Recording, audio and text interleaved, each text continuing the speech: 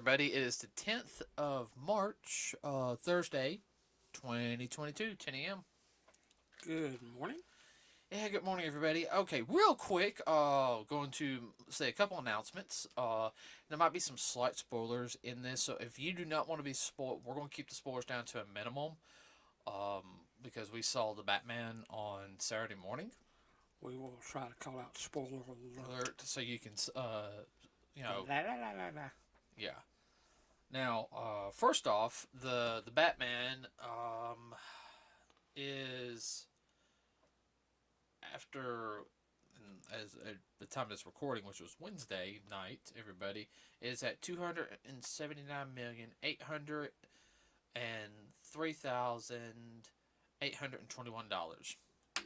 It was around $200 to $200 million to make. So it's already made it's already made its money back. Now it's working on profit. Made its cost. Yes, made its cost. Is this domestic or international? Both. Both. Okay. Domestic, I can tell you in a second. Domestic made 155 million. International 124 million. Oh, it'll make its money in the next 2 weeks or so. Now, that's a lot of money. Yeah. So, first off, I'm going to sit there and say, I know a lot of people, there's very much mixed reviews on this film, and, yeah, even between ourselves and some of our friends, there's disagreements. Right. But that's okay. Now, I will say this film is not so much for kids as much. No. And part of that is because it is a long film, okay? Now, I'm not saying like you can't buy the film and watch it with your kids and everything. That's fine. And it's mostly because kids' attention spans are not there. And that's it depends on the child. Yeah, and that's the only thing bad about long films. I mean, And then a lot of adults anything over an hour and a half, and they're bored. Yeah. But the film is, I will sit there and say, is Matt Reeves did it. He knocked this out of the park in my opinion. I mean, this film, it embodied to me about the Batman, about and I know everyone's gonna be very upset the way that it is. This isn't the way it's portrayed. Batman's supposed to be like this. This is not Nolan's Batman films, which I know everyone loves. Don't get me wrong, I love Batman Begins, but I really didn't like.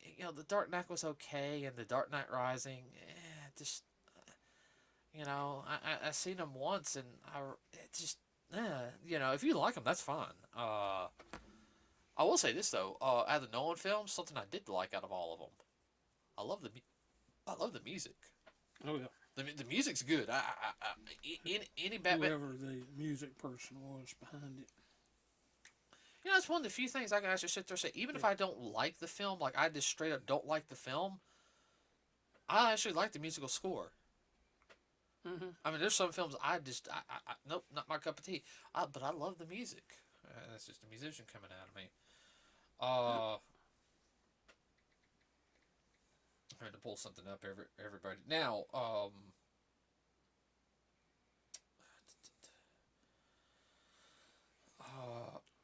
this was not your quintessential Batman type film. no, and I think that because it very much pulled from like stuff from how it was in the early years before Batman's a crime fighter, okay, everybody, but in the early years of comics, he was very much of more of a detective, than a butt kicker. right. I mean, he had the experience how to fight and everything, but that really didn't become more prevalent until like the 70s and the 80s, on how they do things, especially after TV shows like Batman the Animated Series, not to mention the Tim Burton films. But this very much had a film noir feel to it. Very reminiscent of 1940s and 50s. Oh yeah, B flicks. Oh yeah. Noir films, which a lot of those were taken from what used to be called dime store detective novels. Yeah. Well, if you think about it though, if you replace Batman, give him a trench coat and a cigarette, this could almost be a film noir piece. Yeah. I mean, you could easily sit there and change everything to the 1940s almost, Mm-hmm. and just put a trench coat and a cigarette, and it wouldn't been as good, but that's just my opinion. Um, the one thing though that I will say, and this gets into the musical score, it very much. I mean, it had a dark. I mean, it had. I will say the Batman theme had a very much almost of a horror feel to it. Uh, Yeah, it did come across a little bit as horror, but film noir comes across as horror, not horrible, but semi-horror in the way it's presented, the way Psychological. the psychological in the way it goes through. And this is before the modern day um, horror type films. Oh yeah, which became more prevalent, like the slashers, which became prevalent in the late 60s, early 70s. They did more slasher films over in Europe starting off before it became prevalent here in the United States. Oh yeah, all about that blood, guts, and gore crap. Yeah. Okay. So now here's something I want everybody to understand. The one I liked how they set Gotham up in this, because I mean the way they set the city up, it was dark. Yeah, it was a little trashy. Um, it was always raining, and They showed the seedier side of town. right. Because Gotham The alleyways, the old broken down buildings, this and that. What you would expect where a lot of the bad type folks would be hanging out at. Oh yeah. Your what we used to call riffraff. Uh. Your low level thugs. Oh yeah. No. Thieves, etc., etc., etc. Excuse me. I think the which that made it feel more along the lines of a police detective type. Well, I mean that's what the film was supposed to be. Right. But if you go back to the original Batman, and which goes back to Detective Comics, what was it, 1930s? Yeah, I think this. I want to say the first couple Detective Comics did not have Batman in it. He didn't come in until later. And when DC pretty much found out, hey, those ones with that character, the Batman, are really selling. We need to kind of bump it up. Yeah. Now I will. The one thing though and this gets into it. There's a guy who works behind the scenes. Everybody, he's the cinematographer. Guy who works the camera. Kind of comes up with the scenes. Working with the director. He hears the director's vision, and says, "Okay, I think I got this. We do like But director tells him what he wants, then he can help the director get right. it. And that is his name is Greg Fraser, Fraser. Now, a couple things he's worked on. He worked on. Like I said, he's worked on a couple. He worked on Snow White and the Huntsman. Never seen that one. Some bits and pieces. I'm gonna sit down and watch it. It looks pretty good. Yeah, it's got Thor in it. Yeah. It's got. He worked on both versions. That and the sequel. He worked on Rogue One. Yeah. Now the cinematographer for Rogue One was very different. Yes. And now the more I think about it, yeah, I can see his cinematography work because he likes those wide shots. I mean, he likes wide movies, not up in your face necessarily. No, and I think that really. I also know he worked on The Mandalorian, which we haven't seen yet, but you can really sit there and tell that the way he sets the shots up, he knows when to have it in close.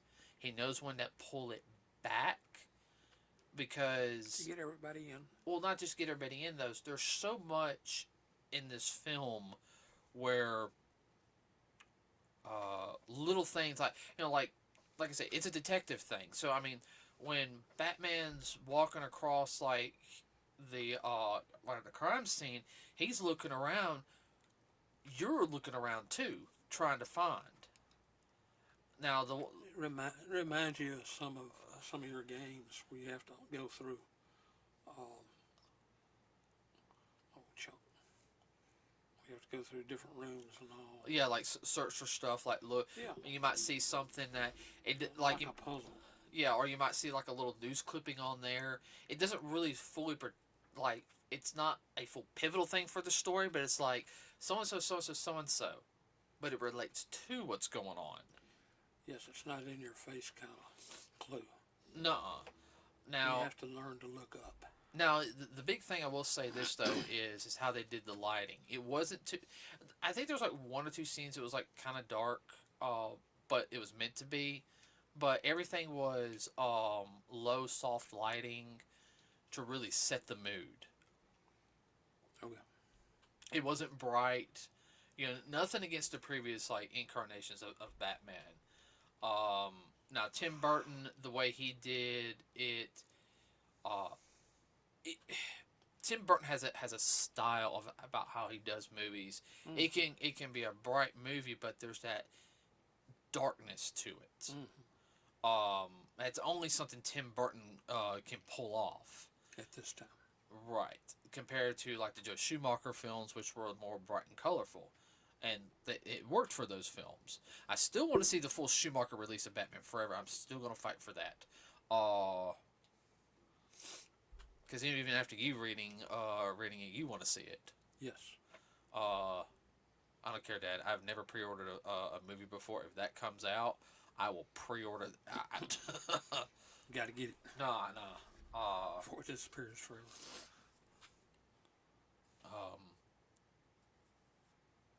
But yeah, that was like one thing is you could really tell as how they did use the lighting to set the mood.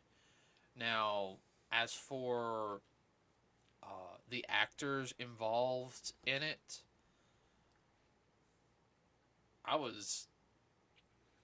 There was a lot of practical stunt work done.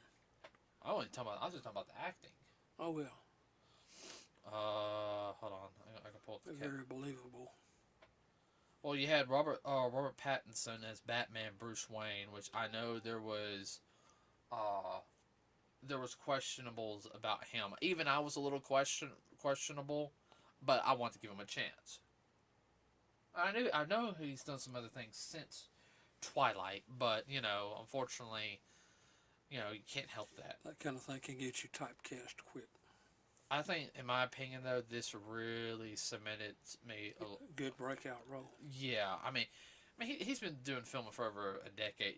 A decade. He's done a lot of small roles, but this, yeah, It's time to shine. yeah, no, And he did. He did. Well, it wasn't just that he showed the way he could act without saying a word. He had the body posture, the eye movement, the way he just would move his head and just like he emanated the presence of it. Right. Without having to say anything. No. But if you go back to the Batman stories and whatnot, that's what Batman did. And I think that was a little bit lost in the Christopher Nolan films. And nothing against the Batman, the Ben Affleck, in the Snyderverse. Because, Ben Affleck has that presence also as Batman. Yeah. Different universe, and he was older. I mean, this Batman has like 10, 15 years of experience compared to the Yes. Pattinson's character. He's only been doing what, 2 years? Yeah, a couple. So I mean, he's still trying to figure out in this film what works, what doesn't work, what's the best way to expound upon that stuff that does work. Oh yeah. You had another character. I'm gonna butcher her name. Zoe Kravitz. She played Selena Kyle. She did good. I liked her as this version of Selena, but I could tell there's some scenes I felt like she did better than others. I don't know if that was just. I have to watch it again. I don't know if it's just because she was supposed to act like that or not. Does that make any sense?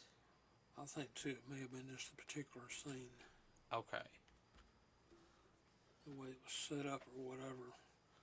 Maybe she was just more into it that day or something. I don't know. I said I'm gonna I have know what to. you're saying. I'm gonna have to go in and look at it another time. And she did an awesome job. Quit doing that, please. That's not gonna make me yawn here in a second. Oh yeah, she pulled it off, no doubt. I would have to say she's very much of an in-your-face actress. Yeah. Those scenes she did really good, but I feel like the subtle scenes. I don't know if they were trying to make her go with the I'm quiet, seductress type of thing. It just didn't come across very well.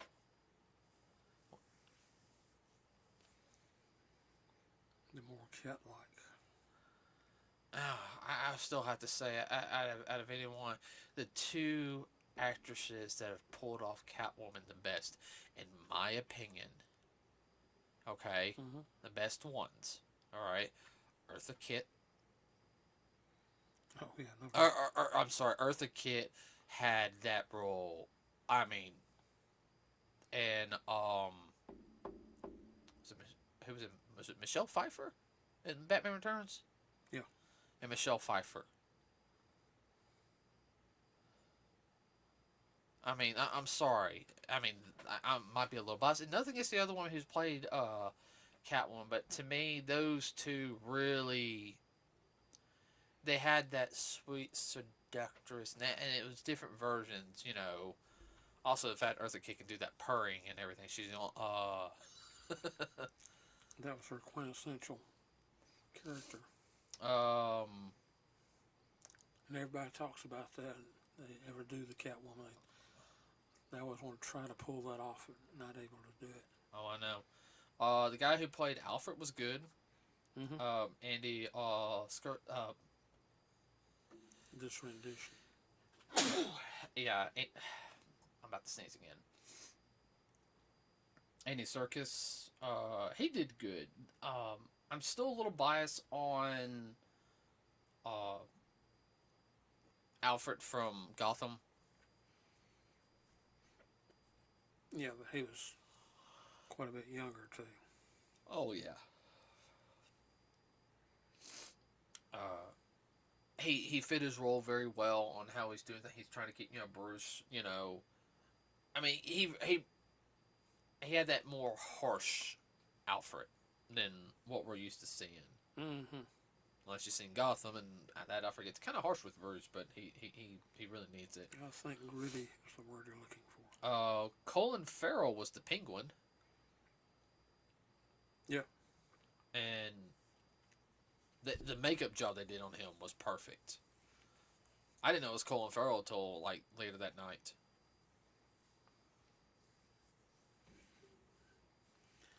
Yeah, he was supposed to be nothing against Burgess Meredith, but Colin pulled it off more along the lines of he was supposed to be a thug. Mm-hmm. And that's what he come across as just a gangster is what they used to call him. Oh no, that's the whole thing. I have to say the way they pulled the mobsters off in this one, it was very well done. I mean, you had the different mobsters in it.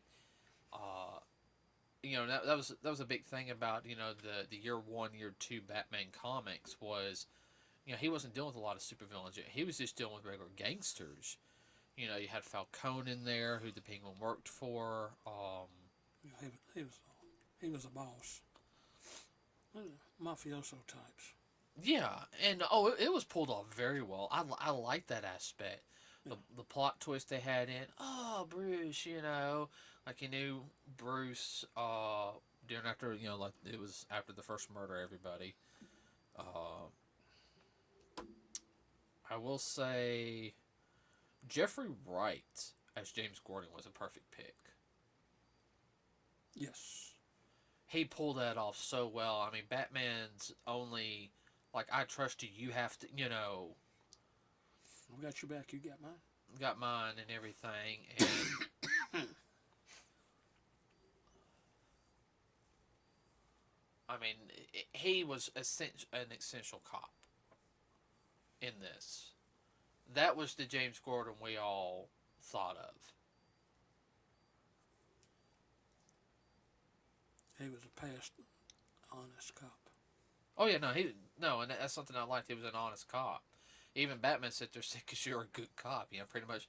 Hey, so you're the only cop I trust. The rest of it, kind of shaky, quaky. Yeah. I do like at the end how all the cops started like, no, Batman's looking out for he's, you know, They figured out that Batman's their friend. yeah. It took a while, and the way they set it up was very well done. But that would be exactly what I would expect. Oh yeah. You're always gonna have your naysayers though, who are always like, I don't trust him. Oh yeah. Now I will say this though, Paul Dano as, spoiler alert everybody, the Riddler. Yeah. He did a phenomenal job. I mean, I know everyone thinks Jim Carrey's the best Riddler, which every incarnation of any character is always good. But this Riddler was very much. Well, on an Academy Award, he would get Best Supporting Actor from my.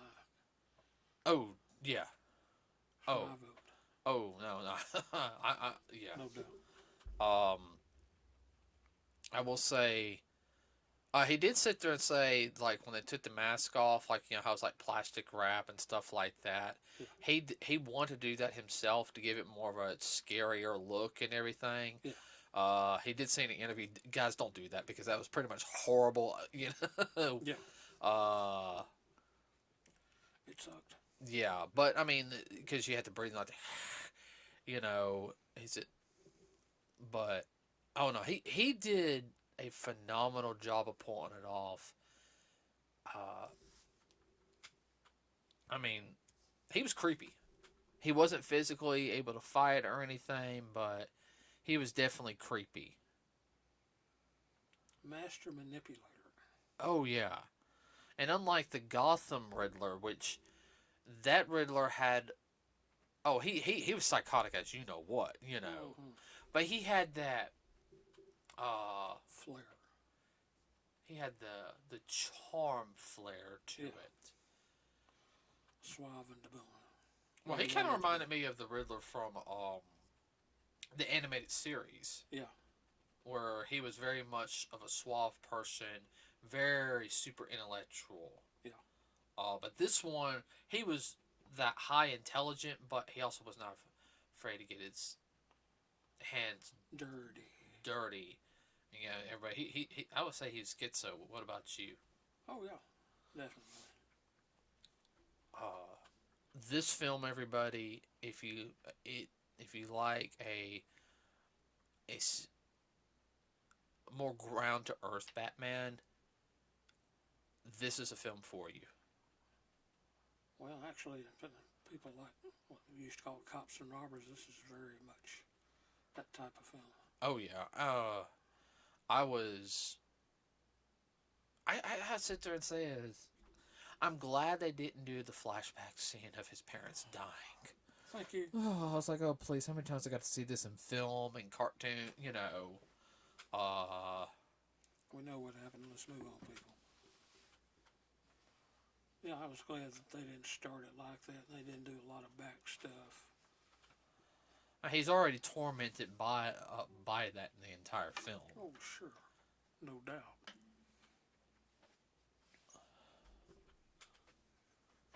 And we haven't figured out, this is actually going to be a 2-part podcast, so we'll have more stuff on Saturday just to let you know. Because we're really thinking about this one, because this film really, like... Well, 1.5 anyhow. Yeah. I don't think I really had anything negative about the film. Do you? I mean, it was a long film. Don't get me wrong. I mean, don't drink and eat anything before you go. No. Because you will sit there and do the pee-pee dance. Yeah. And the movie's close to 3 hours. Yeah, it's like 2 hours and 57 minutes. Yeah. So if this was done as a TV movie, it would have been a 4 hour movie. All Yeah, the commercials I have to throw in. yeah. So be prepared, everybody. No, yeah. Be prepared.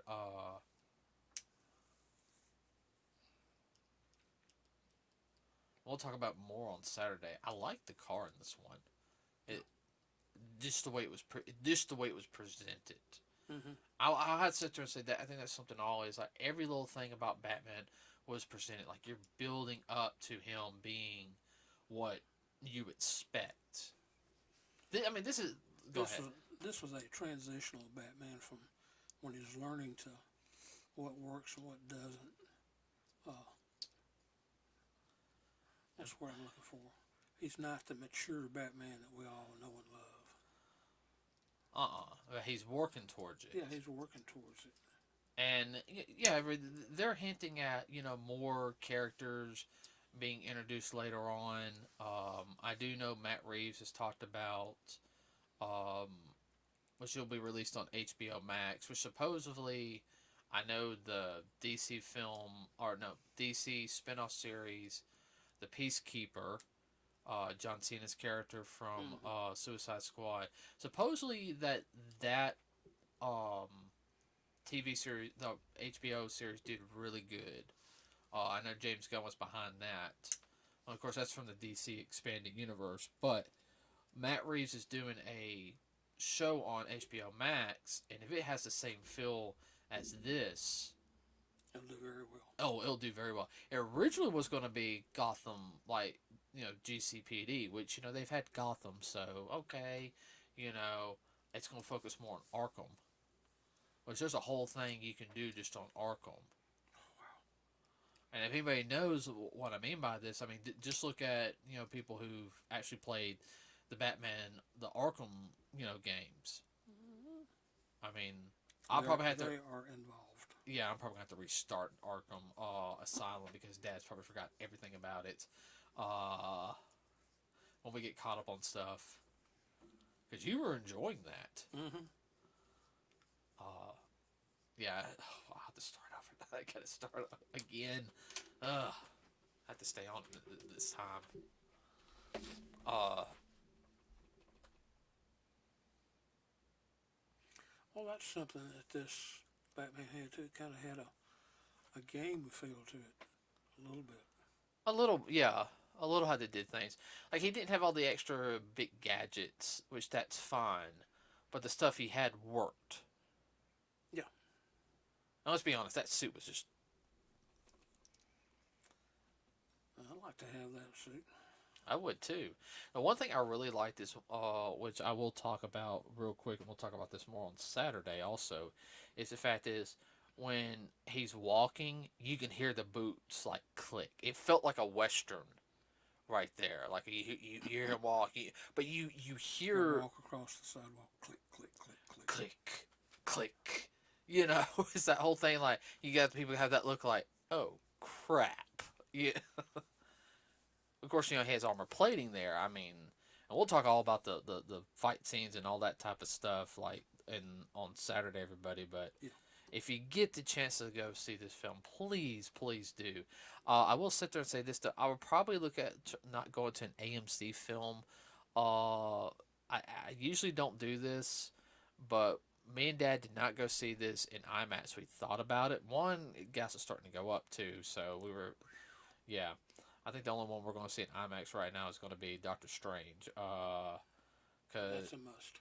Yeah, that's a must. Now unless they release the Snyder cut, the DC, Snyder cut film, then we'll go see, in movie theaters. But because AMC charges you $3 more to see the Batman.